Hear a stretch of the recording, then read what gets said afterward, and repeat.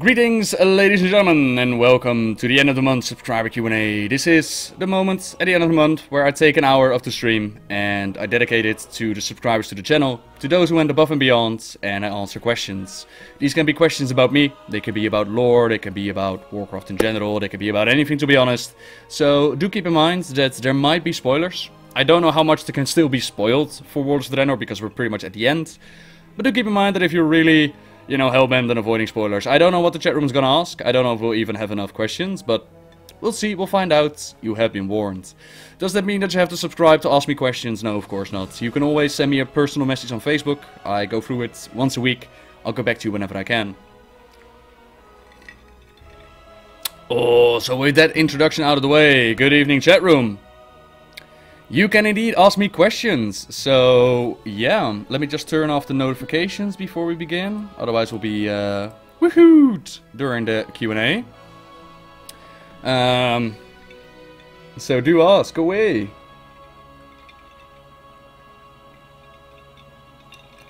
I don't know if you've done anything, but what the fuck's going on with the Everbloom portal in Stormwind? How do they have a perma portal to alternate universe Draenor? Lady Cattington, some way, somehow, the Kirin Tor were like, you know what? You know what would be handy? If we had like a portal that we could use to send reinforcements to Draenor with. So they decided to build up a portal. Unfortunately, their portal ended up right in Everbloom. And it got taken over. So that's why we go into Everbloom. It's to take care of that M-boss. If you remember at the end, he actually goes through the portal. We have Stormwind in the background. You know, we prevent him from taking that city. Why does the Horde care about him taking the city? I don't know. Possibly because if he's done with Stormwind, he'll probably go over to Orgrimmar. So there you go. Good evening, More Than Lahani. Good evening, everybody. Oh yeah, I also forgot to mention, if we don't have enough questions from the just the subscribers, then I'll just turn off sub mode and we'll do everybody. We'll see. What do you think we will see for Lady Sylvanas Windrunner in the future? Oh, sorry, Bubble Boy. So if the next expansion is just as bad as this one, are you gonna keep playing? Like, playing, I can't say. Like, right now in Warlords of Draenor, I also don't really play. I do LFR to get the tomes, but once that's done, I really don't have a point or a reason to go into the game. So playing, probably not, but I will be subscribed. I'll always need the game to make my recordings. I'll always keep telling the storyline. So I'll definitely keep on going, because I still enjoy the storyline. Even though it wasn't the best in Warlords of Draenor, I still enjoy doing it. So sure. Now say it's really dog shit and there's really nothing to it, then we can always look like, is it still worth it to play? But I doubt it. I doubt that it will ever be that bad. We'll see. And what do you think we will see for Lady Sylvanas Windrunner in the future? Locks for Life. I've done a video called 3 possible storylines that they could use in the future. And the third one that I talk about is actually Sylvanas. A character like Sylvanas is very difficult to deal with because they put her on the task, on the path of being the bad guy.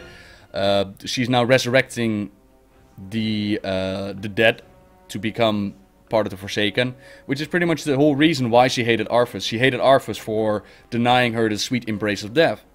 So slowly but surely, she's coming, you know, moving towards becoming the Lich Queen. But at the same time, she has a massive fan base behind her that doesn't want her to see her go. One way that I speculated they could deal with this is the Valkyr. They teamed up with Sylvanas under the assumption that they wanted to be freed of Bolvar's control. Other than that, we don't really know what they gain from it. Why they take Sylvanas her place in Hell. So my speculation behind that is that the vision that Sylvanas saw of Hell was actually a vision induced by Yogg-Saron or whatnot. It wasn't real. The Lich King, that whole ending of there must always be a Lich King makes very little sense. Except if you go by the idea that it wasn't King Taranis that said it, instead it was actually Ner'zhul still trapped in the helmet. Ner'zhul tried to get Arthas to do what he wanted him to do. Arthas was like, F that, I'm not gonna do what you want me to do, I'm gonna be my own guy. So maybe Ner'zhul was like, you know what? I'm just gonna help these heroes take care of Arthas the Lich King, and then I'm gonna manipulate them, get Bolvar to place the helmet on his head. So now he's whispering to Bolvar, trying to corrupt him. The Valkyrie are sent by the Lich King, by Ner'zhul, to manipulate Sylvanas. And Sylvanas, unwillingly, unknowingly, is creating more and more forces for the Lich King. And then, when time comes, part of the Forsaken, like not the players, of course, the players will be the heroes that are able to resist, but part of the Forsaken will be part of the Lich King's forces. Sylvanas, she, with the Valkyr, is manipulated into servitude for the Lich King. We go out, we try to rescue Sylvanas, the Forsaken get to save her queen. She sorta gets redeemed, but also not really, and that's how they could take the storyline, but it's very difficult. What do you think? What do you think Warlords of Draenor is so short compared to other expansions? Why do you think Warlords of Draenor is so short? They already said at BlizzCon that they want to go for a yearly expansion release, and I think it's a bad development. First of all, you have an MMO RPG, and there's a journey behind it. If that journey is cut short into a year time span, that makes it feel trivialized, you know? It doesn't make it feel as epic as it should be. Part of that is that reason. Now, I'm guessing that you're asking why is Warlords of Draenor lacking so much in content and why we're already seeing the next expansion. For some reason, at least I think, is that they've been working on the next expansion instead of actually working on Warlords of Draenor. I don't really know why. I think it's a very poor business model. But it seems that way, and I would really like Blizzard to give an answer to that. Like, what happened during Warlords of Draenor? Why did it have such a good start? And did it just drop the ball after 6.0? Did we get very little besides the rating? Because rating has been excellent. Everybody agrees. Pretty much everyone agrees on that. But why didn't we get anything else? So I would love to know what happened during that development. And I really hope it's not going to become a theme. Because if they...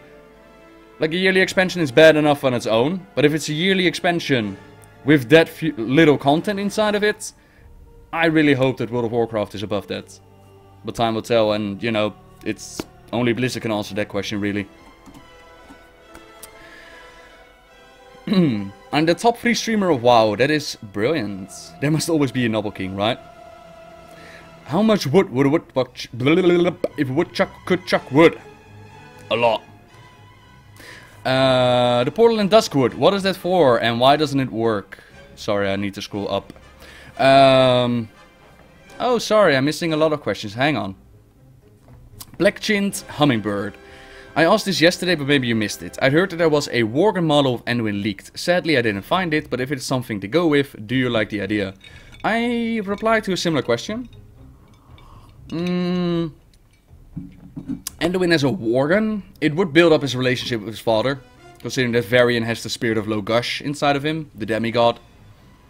So it could build up a relation between them. It could lead into...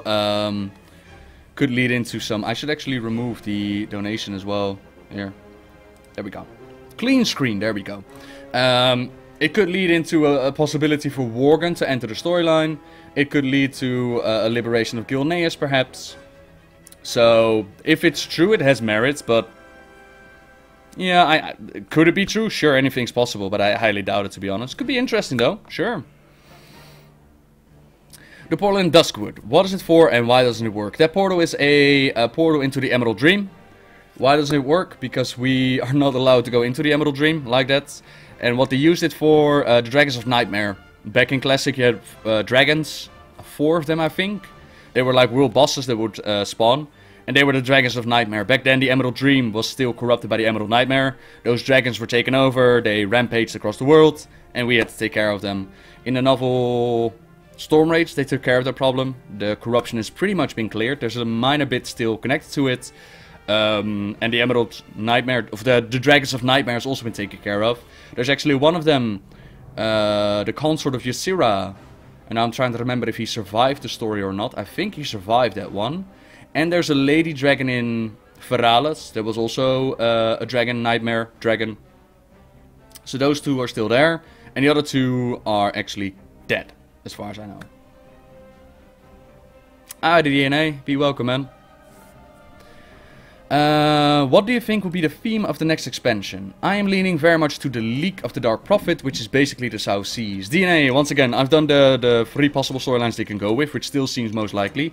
Right now, I'm hoping, and you'll actually hear this in Monday's video, I'm hoping for indeed the Eye of Azora, the Dark Prophet expansion, with Prophet Zul, N'Zoth, Azora, other side of Azeroth, maybe pirates or stuff like that.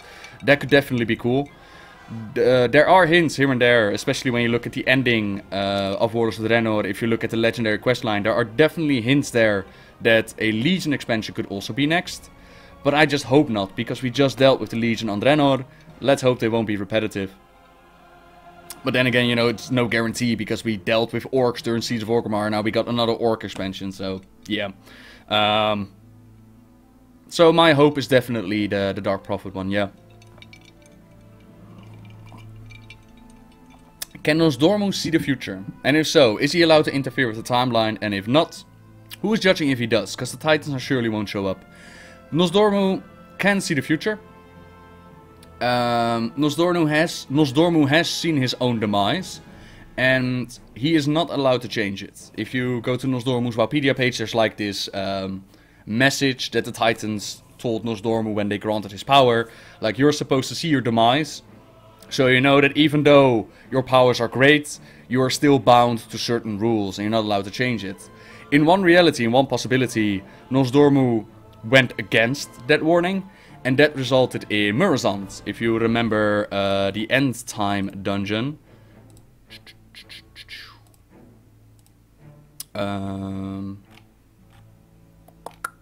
End Time. This guy right here is actually Nosdormu. You juggle those letters around, you form Nosdormu. And this guy actually avoided his own fate. It says, now living outside of time, Murozond was once the great dragon aspect Nosdormu, the timeless one. After the Titans showed him his own death, the tormented Nosdormu was tricked by the old gods into trying to subvert his mortality. As a result, Nosdormu shattered the time ways and created the infinite dragonflight, jeopardizing the very future of Azeroth. So this is what happens if Nosdormu goes against the rules and actually changes fate, time, and destiny. Is the group still up? I'll put the group up again if you want to join.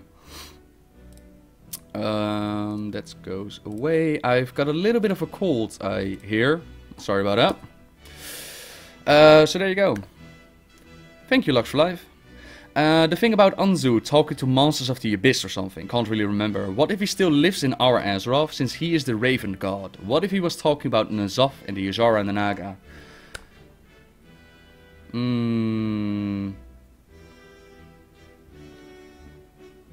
I'm trying to think here, Sparky. I think what you mean is because he's a god, he could possibly be on Azeroth, and that's why he could have communicated with N'Zoth.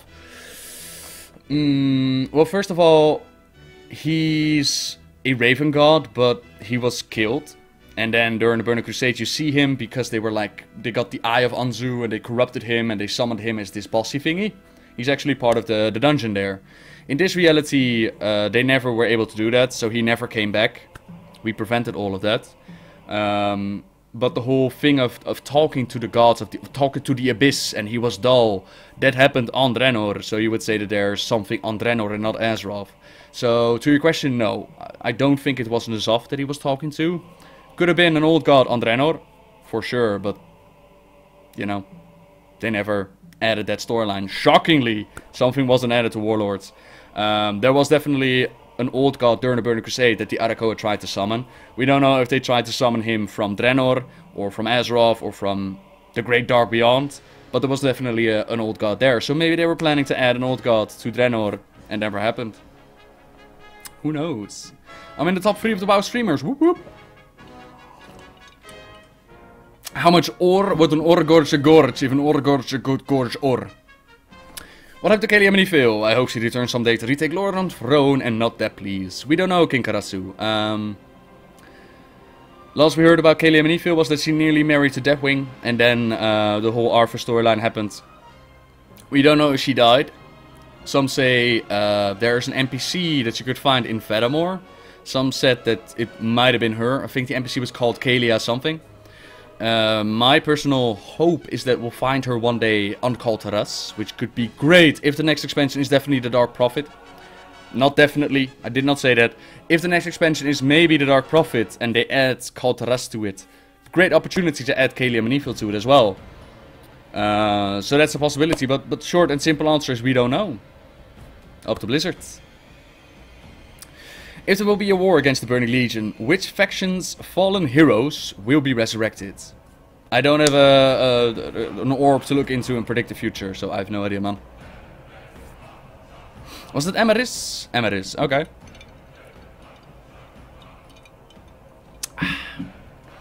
If you ever see the Naga, how do you think Anduin will respond? Anduin seems to be big for peace right now. Time for him to get some story. What was his response be with Jaina and all? Oh my! Look, father! There are Naga in the distance! I know, son. Go and fight them. No, father! We must invite them into Stormwind. Nothing bad will happen, Dad. You just have to have faith. But son, you did the same in Pandaria. Do you remember Garrosh and the Veil?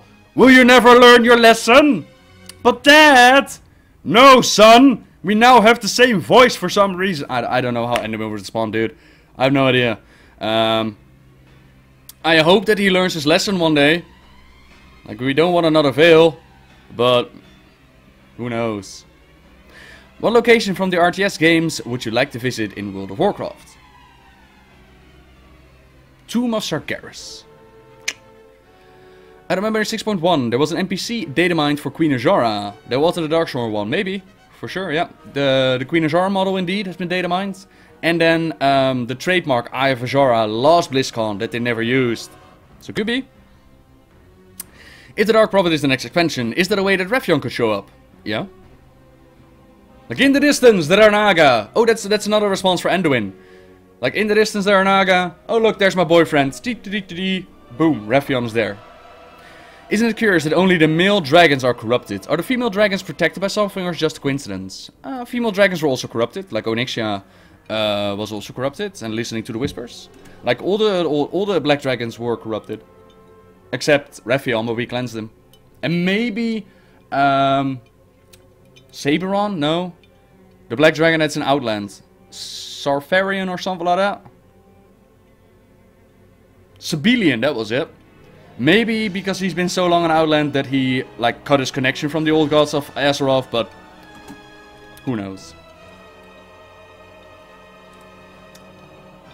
It's long, hard, and it contains semen. What is it? I don't think I want to find out. Is there a hybrid race on any of the worlds and created by someone? I think there is, and will be, just like Samir Duran did StarCraft 1. Special mission for Zerg, and you control a Zerafu. I have no idea what you're asking there, Equalizer. I'm sorry, dude. Would Nosdormu still be able to turn into Murozond, considering he lost the power to be an aspect? This would mean that the infinite dragonflight has been resolved for years, and even though Kairos Dormu hinted of an infinite flight when he died. Well, that's a little bit of the problem when you start making time travel storylines and you do it very poorly. You're right, Nosdormu lost his powers at the end of the Cataclysm, so how could he possibly become Murozond? One, you know, you'll have to go into time travel, and it's very complicated. With alternate copies, where in one version he didn't lose his powers because he averted his mortality, because then he turned into Murozond. But it doesn't explain why we can still kick his butt in end time. Does that mean that we outpower Nosdormu, the Timeless One, if he didn't lose his powers? And if he did lose his powers, does that mean Nosdormu is still going to be Murozond? It's a headache, man. And it makes very little sense. I think Illidan's a carrot on a stick at this point, right? If the Dark Prophet is the next expansion, is there a way that Refyon could show up? Yeah, we did on one. I have a feeling that he would be pissed off, because Varian is gone, Volten is gone. If the Nagas attack, he would see his own world get destroyed. That would make him pissed. That would make him pissed off. Maybe. And Black Chin means the aspects. Oh. Oh, like that. Oh, you mean the aspects as in the female male. Well, to be fair, Nosdormu wasn't ever corrupted. He was just captured by the old gods. Alexstrasza had to deal with the orcs and their fucking baby smeared over her face. And Ysera had to deal with the nightmare, which nearly got to her. So to be fair, not all the males were corrupted, and the females also had their own trouble, but sure. No, actually only Deathwing was the one corrupted. Malygos just went crazy. So there was only one. There was only one. A submarine. Oh lordy lord. I'm currently reading War of the Ancients trilogy, and one thing I can't really understand: what transported Cressus, Ronan, and Brox to that timeline? Was it some time anomaly, Nosdormu thing, or was it some sort of corruption in that area that they were transported them? I believe that was Nosdormu that sent them back. He used his powers to send them back, yeah. Like, Nosdormu was trapped in this vortex of old gods trying to destroy reality, so he was like trying to keep it together. And at the same time, he sent them back so that they could take care of the old gods, and then he didn't have to hold it together again. And he showed up and he was like, good job, team. Weber. I also have a feeling he would have to fight Raffion, mainly because he helped Garrus escape and never told him what would happen because of it. To be fair, in Raffion's defense, when Anduin told him, like, I don't trust you, Raffion said, you are wise not to. So Raffion has never said that he, you know, that he was trustworthy or that he was on our side. He just cares about Azeroth, and Anduin should realize that. I'm just waiting for the day that we find out that the old gods in the Burning Legion is the good guys and the Light of Elune is evil. Plot twist. Are uncorrupted and the male aspects are corrupted or will be. It could be a great storyline as well. And Bundle Taylor, sad face, right. If you yourself get into the WoW universe, as I said before, not play, but be in World of Warcraft, which faction would you pick and why? If I would be in World of Warcraft, what faction would I pick? Like the one that has the most chance to survive and stay out of trouble. I'm giving way too much serious thought to this question. Like, inside screams dragon, because I just want to be dragon. But I also want to survive, and dragons, they have it rough, man. They have it really rough. Who would I be? Can I be Thrall? Can I be, like, Thrall's best friend? I don't think that he will die. Or maybe I can be Medan. Yeah, I'll be Medan. I'll be the hybrid that learns everything and becomes the Guardian, and then just disappears. I'll be Medan, yeah. I want that race. Yup. I would love to see an expansion where all of our heroes have died or become corrupted, and we have to kill our heroes. Brutal, dude. Kill everyone. Stereonic, be welcome, my friend. Are there any more questions, subscribers? Do you have anything for me today? Or are we gonna open up the chat room to everyone? How long have we been doing this? Not even for half an hour. Do you still have questions? La la la la la. Do you have the questions? La la la la la. Wow. Dude, really? Here, look. Nah, I'm not even gonna show it. I'm just gonna report it. There we go. There was somebody who sent me not so nice message. Right there. What is the lore about Dungeon Uldaman? Let's see. Uldaman, Wowpedia. He researches lore? Really? Yeah. I don't know everything from the top of my head. Are you ready for this? Bum, bum. Uldaman is an old earthen complex buried deep within the Khaz Mountains. It was partially excavated, but has since fallen into the hands of the Dark Irons, who find their place ideal to dig for earthly riches. Uldaman is one of the 3 known ancient Titan cities in the world, the 2 others being Uldum in southern Tanaris and Ulduar in the northern reaches of Northrend, located in the Storm Peaks. Other Titan holdings include a complex beneath Biomodan in the southern Barrens and the vault known as Terra Mok, deep inside Maraudon, Desolace. Uldaman itself can be found in the Badlands, blah blah blah, blah blah blah. Then the history. Blah blah blah. Dwarven excavations have recently penetrated this forgotten city, releasing the Titans' first failed creation, the Trogs. Legends say that the Titans created Trogs from stone. When they deemed the experiment a failure, the Titans locked the Trogs away and tried again, resulting in the creation of the Dwarven race. The secrets of the dwarves' creation are recorded on the fabled discs of Norgannon, massive Titan artifacts that lie at the very bottom of the ancient city.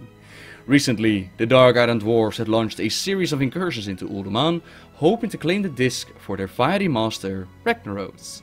However, protecting the buried city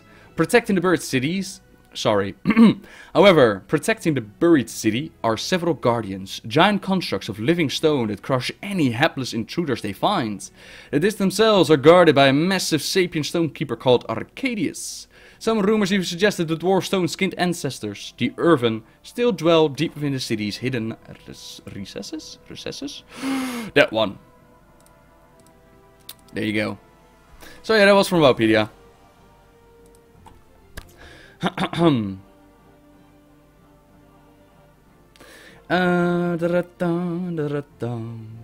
What happened in Taylor's Garrison, Lady Kennington asks. Good question.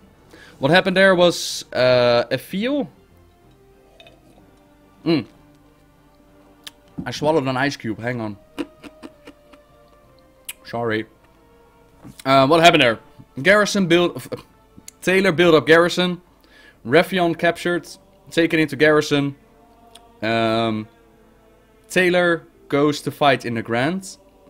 Effiel gets a visit from some dark dude. Oh no, Effiel goes missing for a little bit. Then comes back. Taylor comes back and finds his garrison in chaos. They're all resurrected into the undead. Taylor dies and then he's turned into the skeletal bow monster. Raffion escapes. And we take care of Effiel, who's like, my dark master, blah blah blah. Another storyline that was never completed. Who knows who showed up and who resurrected everybody and why and whatever happened there. Who knows? I don't know about it. I have a feeling that this upcoming Legion attack would be prevented because of Nuzov's dumbass Naga army. I would also love to see that Khadgar was the Guardian and Medan tried assaulting Argus and then died from a snap of Sargeras' fingers. LOL. In a world where the Dark Prophet actually is corrupted, Medivh on alternate Azeroth, and we get more time travel complications. Oh, Sparky, please no. Like, I'm good with pretty much any expansion that's coming, but please, for the love of Thrall, let's not do another alternate reality.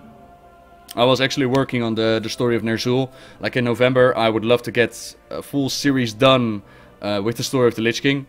But now, when I'm gonna do the story of Ner'zhul, part 1 is gonna be, you know, Ner'zhul. And in part 2, I need to talk about alternate Ner'zhul. Not the best situation to be in.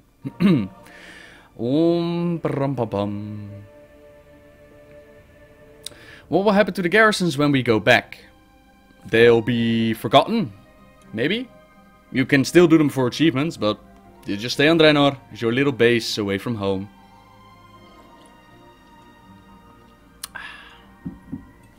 This is a question.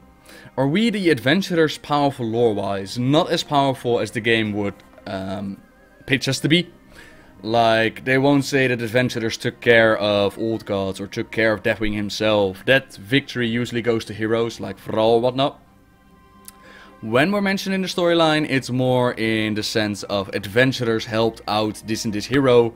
And that's how they did it, if we're even mentioned, because that doesn't happen that too often. So no, lore-wise, we're not as powerful as we're pitched in the game. I've also had a few people ask me, like, why does someone like Varian call us commander? Why is Merc mode introduced if we're commanders of our faction? You know, shouldn't we have some faction pride behind that? And I think that certain parts are game mechanics, like you need to separate them from the lore. And especially when you look at what kind of bosses we take down. Like the Archimonde kill is not going to be our kill. That's going to be a cooperation of Ural, Duratan and Khadgar. And then adventurers who helped them out instead of who actually did all the work. And Garrison build a Taylor, right? Is there in fact 0 famous dwarven mages in the lore? No, there's actually, like, it's not a famous one, but there's one on the Council of 6 that's been mentioned a couple of times in the books. I just don't remember her name, but she was mentioned in War Crimes? Or was it Dawn of the Aspects? There was somebody who left a message for Jaina, and I believe she's a dwarven female mage. Actually, member of the Council of 6, but I would have to look that up. Other than that, nope. Not that I remember.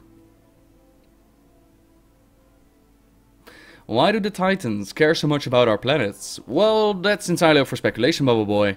Like, the Titans' general mission is to bring order to the universe. That's why they, when they drop down on Azeroth, that's why they kick the crap out of the old gods. That's why they place the elemental lords on the elements on the elemental plane, so that Azeroth would have room to grow.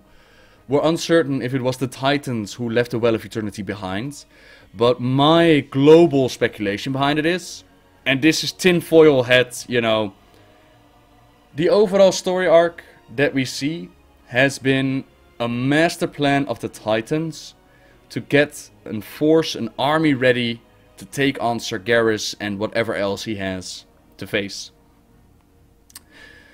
Why do I think this? When Sargeras came to the Titans, before he was corrupted, he was like, yo, brothers and sisters, what up? It's your boy Sargeras. I'm feeling a little bit doubt about our mission. Can you help me? And the Titans were like, nope, cannot help you, sorry. And I think in that moment they realized, okay, there might be something going on there. If they granted Nosdormu the power to see in the future, to command time, surely they can do it as well. So they knew that something had to be done against Sargeras. So what they did was they sent a crystal to the Draenei on Argus. They weren't called Draenei at the time, they were called Eredar. But they sent a crystal to Argus, to the leaders like Velen, Kil'jaeden and Archimonde. They knew that Sargeras would show up there one day, and they knew that Velen would need help. Velen got help from the Naaru. Naaru brought him to Draenor. On Draenor, Kil'jaeden corrupted the Orcs into forming the Horde. And the Horde invaded Azeroth, which resulted in the formation of the Alliance of Lordaeron. Alliance of Lordaeron eventually just became the Grand Alliance, I think, or just the Alliance, where the Horde just became the Horde under the leadership of Thrall. Those are two massive forces that were pretty much instigated by the Draenei dropping down on Draenor.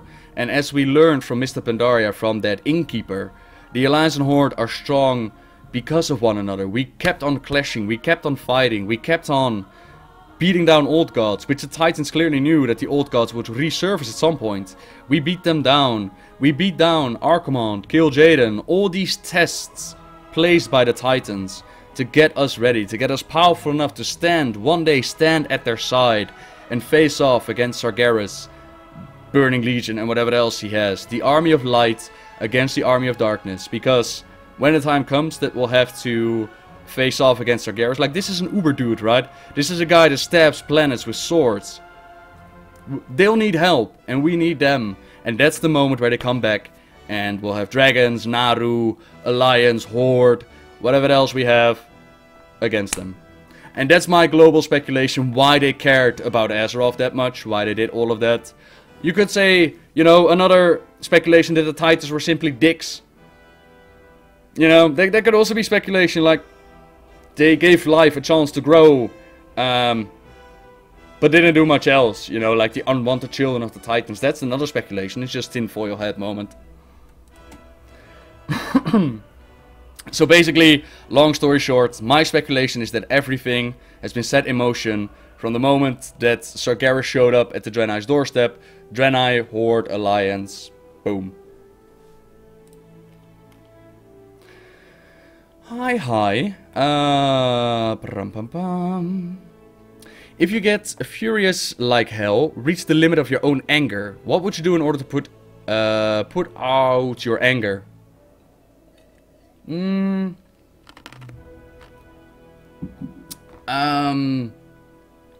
can't remember the last time that I really got angry. I do actually. When I get really angry, I get like black in front of my eyes, right? But I can feel that moment coming, and when you're a teenager, it's a lot harder to control those emotions than when you get older. I was actually talking with this about a friend the other day. I don't believe that you get older, or wiser as you... Of course you get older. I don't believe you get wiser as you get older, I just think you become more experienced in things, and you learn how to deal with things better. And if I really get mad, I either just step away and take a walk, or I just, you know, punch a wall and be done with it. But I'm not the kind to start swinging at somebody unless it's to defend myself. I'm not a violent person in that regard. I'd rather face off with someone with words. And the moment that you start swinging at someone and you start punching them, that's the moment that you lost already. You lost all self-respect, because if you need to hit someone to make your point sucks and you suck as well. So that's how I deal with it. And like I said, the older you get, the more experience you get with situations, and things just, you know, don't hit you that hard. Is there a reason that the Night Elves just allowed the mages into the ranks again? There is, just a crappy reason, and that is Cataclysm needed Night Elf mages.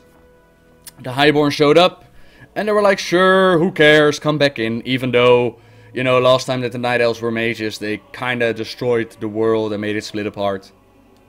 It's a crappy reason, and I think it's been a very bad decision. It falls under the category of letting undead use the light, but you know, at some point, if you want diversity with the races and the spells that they can use, the lore bites the bucket. Is that the saying? Bites the bucket? I bite the bucket. That doesn't sound right, but you know what I mean.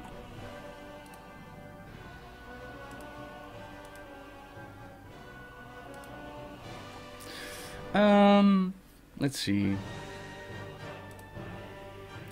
How did you feel about the end cinematic from Archimonde? I just saw the mythic ending. It felt really disconnected from the fight. It did, and it absolutely sucks. And it's another thing that makes you wonder, like, what went wrong with Warlords of Draenor? Why couldn't you make an alternate cinematic for that ending?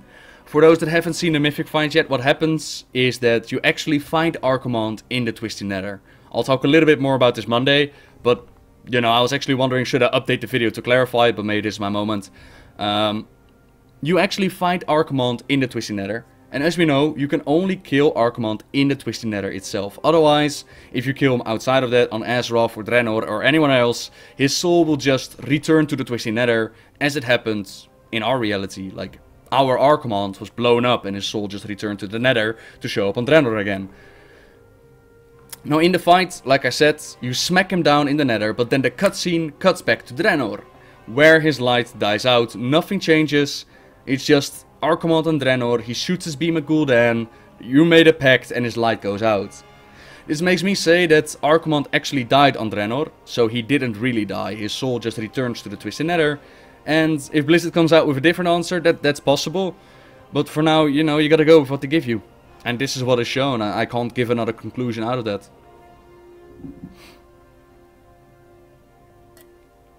And how did I feel about it? It sucked. The whole... again, I'll talk more about this Monday, but the whole Gromash turning around and... Draenor is free! What? No, I never... No, I didn't invade your planet. I didn't try to murder your race. No, that wasn't me. It was a different Gromash. Come on. A better ending would have been Gromash sacrificing himself. Not only would that solve the problem of what the hell are you gonna do with Gromash now, but it would also make it more of an impact when you take down Archimonde. Because this is Archimonde, man. Last time to bring him down took up the immortality of the Night Elves, blowing up those wisps at the World Tree. And now it's just, you know, a bunch of people that take him out. Big whoop. Yeah. Let's see. Thank you very much, dear. Here's a question. With Gul'dan going missing action into the portal, what could this mean for us in our Azeroth? Or would Gul'dan essentially take Ner'zhul's place in time as the Lich King? Portal kill Jaden. Again, coming Monday. But yeah, if history's gonna repeat itself, then it's definitely possible that Gul'dan is gonna be tortured for a little bit. Like Archimonde's soul is going up to the Twisted Nether. He finds Gul'dan there, he tortures him for a bit. And he turns him into a weapon. Doesn't necessarily have to be a Lich King, but could be a Lich King. Like a green Sylvanas Lich King versus a red Bolvar Lich King. Find it out, bitches! That could be cool. But, you know, truth be told, we don't really know. We know that Gul'dan is still out there. We know that we're gonna see Gul'dan again. How, the why, the when, or the what? Who knows? How can Khadgar use his flight form at the end of the Hellfire Citadel when he has his powerful no mount shield around him all the time, right? Because he's Khadgar. Because he's Batman! If we gotta do alternate reality, make new characters, new cities, and just new things, yeah. Why is the Dragon Soul raid in the Caverns of Time? It's not because it was back in time, it's because they actually explained that back in the day. All the other dungeons were also in that area, so they just decided, you know what, it's a nice fit, it's already there, might as well dump it there. So that's why they put it there.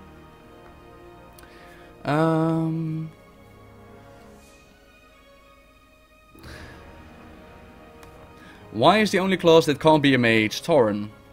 That's up to Blizzard.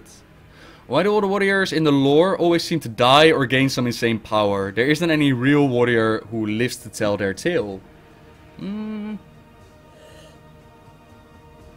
Yeah, but then again, like, the heroes that you read about in the stories are not so easily classified under different classes. Like, Valera Sanguinar, she's more of an assassin than a rogue, even though she kind of uses rogue skills. Why isn't there a warrior? Yeah, I don't know. You could say Varian up to the point where he got the low gush powers. You could say Thrall up to the point where he became a shaman. You could say Bane, and you could say Garrosh. I think Bane is a good example. And Cairn. Bane and Cairn, they were both warriors, and they never really got upgraded to superpowers. Although, yeah, your point, Cairn didn't survive. Bane is still around, though. Yeah, I get your point. But you gotta do something with warriors, right? And Lothar, although Lothar also died with yeah, I get your point.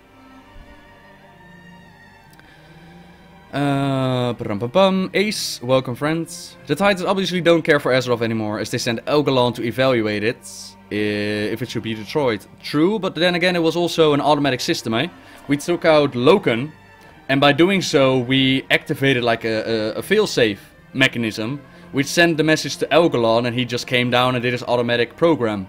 It could be that the Titans never expect the Keepers to be corrupted, or, if you go my tinfoil head speculation, they actually anticipated it, and they wanted Elgalon to come down and see how far we already were with the whole leveling up and getting ready to be part of the Army of Light. And considering that we kicked the crap out of Elgalon, I'd say we pretty much... yeah. Do you think that Blizzard will have the balls to create another class in the next expansion, since we don't know how long we were on Draenor? Like the Demon Hunter class or something like that? Well, we know that we've been around on Draenor for a few months, and usually an expansion lore-wise takes around a year, sometimes 2. So that would be the time period. And do they have the balls to make a new class? I hope so, man. I hope that the next expansion is going to be thick with content and stuff, and that nothing gets cut out, and everybody's going to be happy again. But, well, not everybody, because you can't make everybody happy, but overall I definitely hope that they'll, you know, give the entertainment and the content that we want out of it. I hate to say it, but they do have something to live up to. Like, I don't want to overhype stuff, and I hope that people are just like, chill the fuck out, just relax, let it come as it comes, and don't overhype it. I know that the Warlords of Draenor lacked content besides raiding. Just don't put all your hopes on the next expansion, because it will never live up to it. Just take it as it comes. That's what she said. What's your favorite zone revamp from the Cataclysm? My personal favorite is the Horde questline of Stone Teller Mountains. Oh, as you mentioned it, I just hear the music. Like, woo. That was a good one. There were a lot of good zones in the revamp. Whenever we're talking about Cataclysm, like I like to be negative about it, but the revamp was needed and they did a wonderful job with it. I loved John J. Kashan in Lakeshire. I loved the Rephion origin story in Burning Steppes? No, Blasted Lands, I think. I love that one, The Day the Deathwing Came, same area. There were a lot of good ones though. Like even Etric, Sun, Ariok shows up in the Burning Steppes, I think. Yeah. Westfall, the whole Deadmine storyline was good. Like I said, a lot of them. Yeah. Pretty much all of it, to be honest. But those were definitely worth mentioning.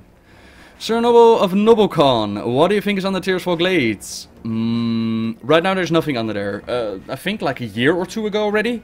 Jesse Cox did an interview with... I would like to say Ian Hazakostas, but I'm not sure if that was Ian. He lets me say Ian. Anyways, they actually asked that question and they confirmed that right now there's nothing under there. Blizzard has nothing placed there, and that means that any and all speculation goes, and it's up to Blizzard to fill up that spot. My speculation, if they ever want to go with something, it would be a good location to put Tyr, as in Tyr his fall, it would make sense. And why is that area driving people crazy? If you look at the story of Dawn of the Aspects, you read about Tyr's hand being bitten off by Gelagras, or Gelagrand, and it could very well have festered since then, and corrupted, and spread through the land. Maybe that's why that's all going down. So that's, I would say, the tide to keep a Tyr. But anything can be under there, you know? Anything. Adi Savage, Adi. Are the old gods only on Azeroth? And if they are, isn't it strange because they are so powerful? We've only seen old gods on Azeroth. there has been a summoned Old God on Outland, but we don't know if that was from Azeroth, from Outland, or from the Great Dark Beyond. There is a boss in the Arcatraz that says that they are infinite, that there are like countless of them. So it could very well be that in the Great Dark Beyond we'll find out more Old Gods. There was also a mention of Anzu, who was talking to the gods of the Abyss and he found them dull. Could be a hint towards Old Gods again. But really the ones that we've seen were all on Azeroth, yeah.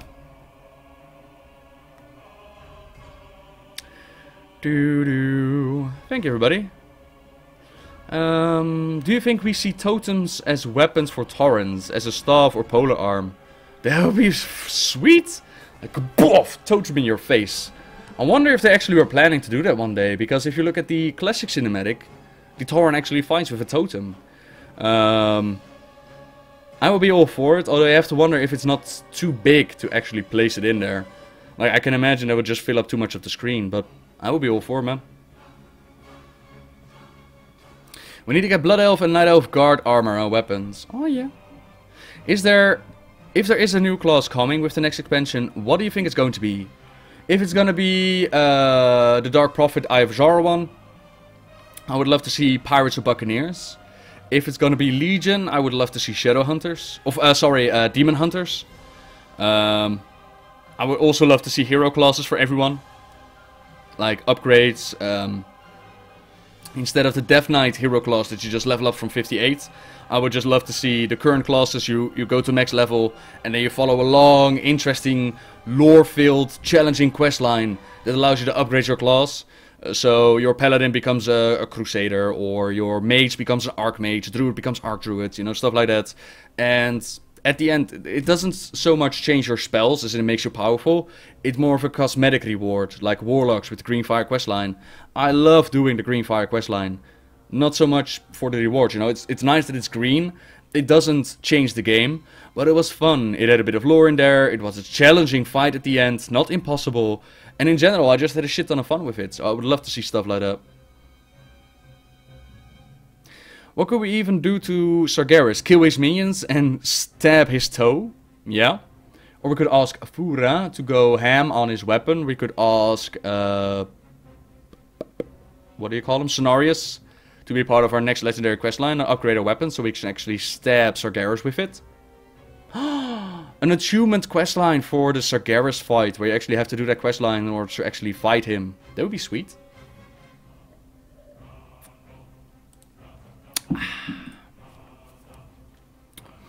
Maybe Azeroth is meant to be the prison of the old gods and Sargeras is trying to free them.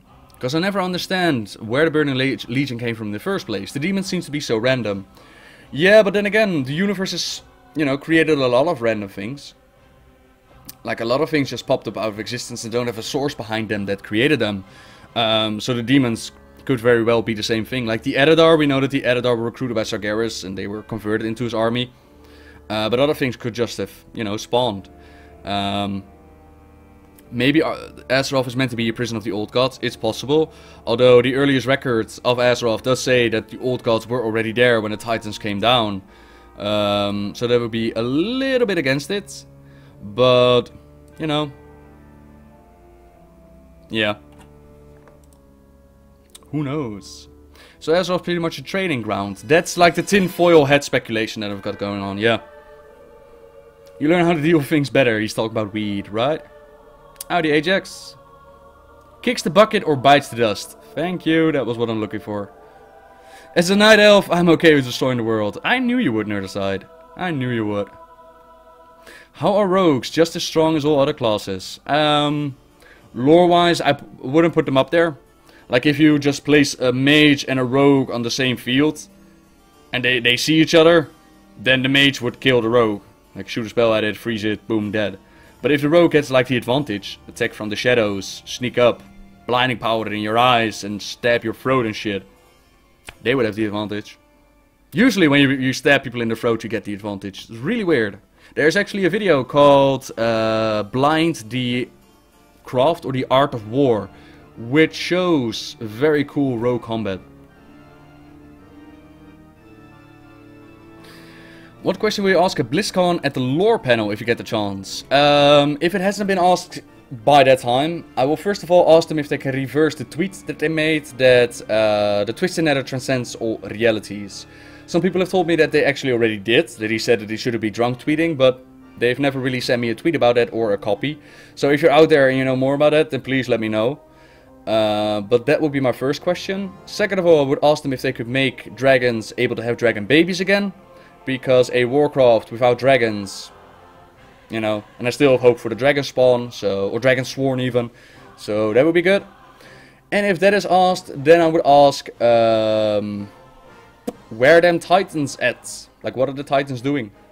They said on Twitter that the titans are looking for others of their kind or something like that. But, yeah, I would like to know what titans are doing, so those would be my 3 questions, yeah. Oh yeah, also, is Khadgar the Guardian now? What the fuck's up with that? Why does he have a tish? Why can he transform to a bird? Why is he so uber powerful right now? Why?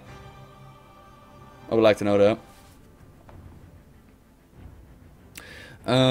What is the strongest and your favorite weapons? I think the strongest weapon in the story would be Sargeras' weapon. And my favorite... I don't really have a favorite, to be honest. Like, Atish has a lot of lore behind it because of the Guardians, and the Guardians are pretty cool. But the Doomhammer also has a lot of lore behind it, and it's also very cool. So I don't really have a favorite in that regard. What about this idea? What if we bind Archimonde's spirit to the Nether, but his physical form dies out in Draenor? The Avatar Sargeras died like that. His body got destroyed, not his spirit, so why not Archimonde, right? Yeah, that's pretty much what they're going with. And it's like, it's not so much of a problem that Archimonde can't die on can't be killed on Draenor or Azeroth. That's not really a problem. Excuse me. It's just confusing when you first fight him in the Twisted Nether and then suddenly the cutscene cuts to Draenor. It's like, where do we kill him now? Does he die here or there? It's confusing.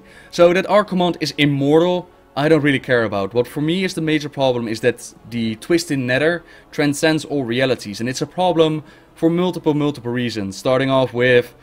they're going with the same freaking plan on alternate Draenor as they did in our reality. Why? If you transcend realities, then why didn't our Archimonde give Killjaden a heads up? Like, yo, this is not gonna work, dude. You need to figure out something else. And then, why is there no corrupted Velen? Multiple realities, surely one of them joined Team Burning Legion. So why isn't he there? There are a lot of things that just don't mix with an... alternate reality is bad enough.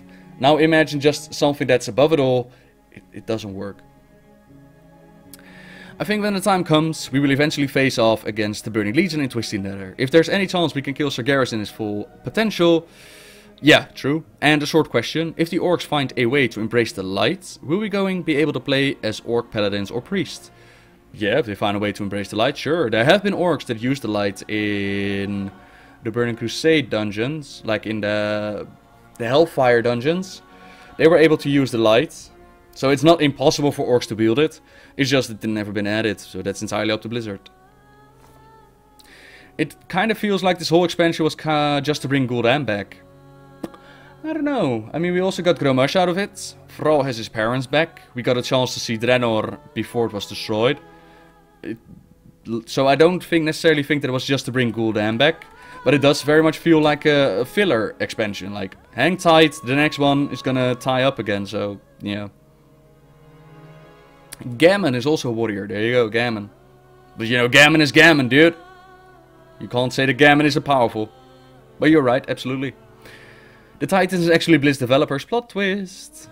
The Titans come down asking for item level and achievement, right? Lately there's been a discussion on the Reddits about the amount of land we've discovered on our world. Do you think there are more continents left to explore? Another thing we can't be sure about, Blizz can do whatever they want, but still. Yeah, they actually confirmed that we were at BlizzCon. Redshirt guy asked the question, like, is there still... There was a complicated question about Southern Hemisphere and islands and stuff like that. But they confirmed that there's still a whole different area of Azeroth that we never explored. So, for sure, if it's gonna be Eye of Azar, Dark Prophet, yada yada yada, that part could definitely be a part of it, yeah. I would like it if they did something with the Outlands quest. Yep. What happened to Kafun and Yaxaron? Did they die or just get knocked out and chained up again? Knocked out and chained up again. Basically what we thought of them was like a meager, small amount of their power. their physical manifestation pretty much. And we smacked them down into their prisons. We know for certain that Gafoon is still out there because he tried to corrupt Mandan in the comics. And Yaxaron, I think that the Titan Keepers say something like, we'll keep an eye on him now, so we'll make sure that he doesn't escape again. So those two are definitely there. The only one that has actually been killed is Yashiraj, but Yashiraj was already cut down by the Titans to a heart. Then, in his final breath, he infected the land of Pandaria with the Shah. So I believe that that's the moment where the Titans realize, like, okay, we can't kill the old gods, because if we do, they'll do, like, the final breath attack. That's not good for the planet. So they put his heart in a container. Garrosh absorbed those powers, and we kicked those powers out of Garrosh. And that's what was required to kill an old god. So it doesn't really work.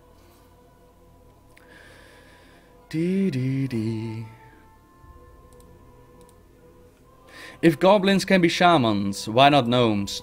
Blizzard choices. Like, pretty much, with enough training and affinity, pretty much any class and any race can become any class. It's just up to Blizzard who they want to add and who don't. Like, if undead can use the light even though it hurts them, and if night elves can use become mages again, anything goes, man. I think we'll get a Warcraft 4 now, but the StarCraft trilogy is finished. A Warcraft without dragons, like MMO single-player garrison. Don't forget, we have the old god with a Titan sword in his face in Darkshore. Could we see the Titans come to Azeroth? Would be cool to see that sword removed and the gods get revived. Actually, Steer, they updated that questline with the Cataclysm revamp. And it's not... It was speculated to be an old god, but it's not. It's a minion of the old gods. And the Twilight Hammer clan in Darkshore are actually trying to bring him about. We interrupt the ritual, we kick the crap out of that minion, and that sword that's in there was one of the giants. He killed like 20 giants and the last one was able to stab him, but not an old god, just a minion of the old gods. Why is there Wormrest protectors at the Deathwing thing in Stormwind? So that nobody... Actually, somebody else made a joke about it, about Bolvar picking you up and becoming Deathwing now. Just looks cool and guarding it, I suppose. My gnome is alive. That means he's born. Where are his parents? That's entirely up to you, Weaver. Did you kill your mother as she was giving birth to you? And was your father depressed? And did he join the dark side as a warlock? And did his warlock powers overwhelm him as he was working for Tyrion Fordring, trying to scrape money together to feed you, his one and only son? And when he did his very best, when he walked into the arena grounds, oh so very proud, he summoned Jyrexus, Eredar Lord of the Burning Legion. Trifling gnome, your arrogance will be your undoing. And then your father died, trying to earn money for you. I hope you're happy.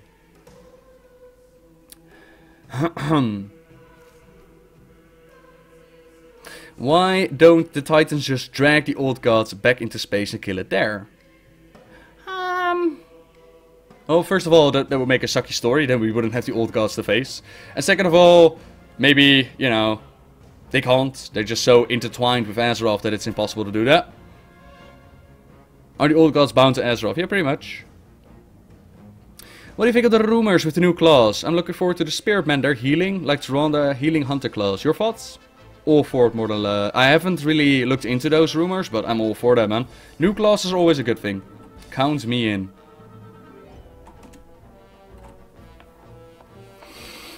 Right, everybody.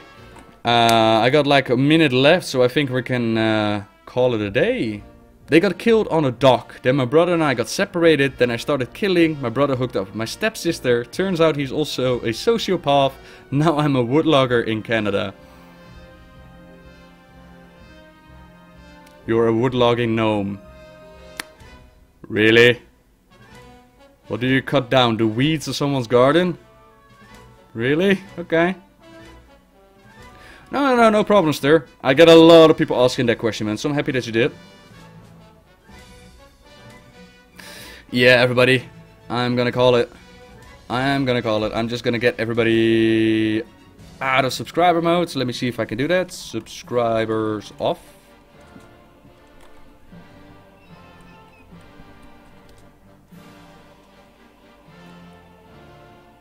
Oh, it needs to be together. Okay. Subscribers off. Ta-da! Be free, everyone! Be free!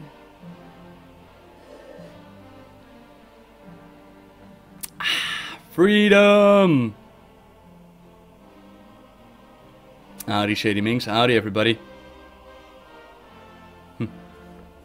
Right, let me turn off chat room. Oh, before we go, let me say goodbye to the people on the YouTube. Ladies and gentlemen on the YouTube, thank you for joining me once again for this end of the month Q&A. As always, you're more than welcome to join me on Twitch from time to time. I always link the places where you can find me down below in the description. So if you want, come join the chat, maybe you'll like it.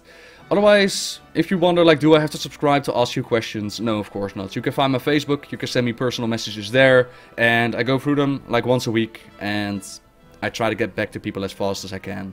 So you don't have to subscribe, you don't have to send me money. It's just my way of saying thank you to those who went above and beyond.